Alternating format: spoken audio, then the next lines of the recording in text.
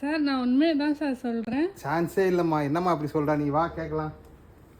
கிரி என்ன சொல்கிற நீ? என்னாச்சு? ஒன்றும் இல்லை, ஏதோ கோல்டு இருக்கிற மாதிரி இருக்கிறது வந்து 200 ரூபாய்க்கு தெரியாம இயரிங்.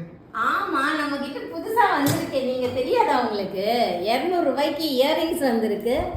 இங்க பாருங்க, அப்படியே தங்கம் எப்படி இருக்குமோ அதே மாதிரி இருக்கும். இல்ல எந்த கடையெல்லாம் 300 ரூபா 350 ரூபாய்க்கு 200 ரூபாய்க்கு கொடுக்குறியா நீங்க? எப்படி? ஆமாங்க, அது வந்து நம்ம கஸ்டமருக்காக நம்மளால முடிஞ்ச ஆஃபர் எவ்வளோ போட முடியுமோ அவ்வளோ போட்டிருக்கேன். 100 ருபீஸ்ல கூட நம்ம கிட்ட இயரிங்ஸ் இருக்கு. இங்க பாருங்க, இதுல நல்லா தெரியுதா?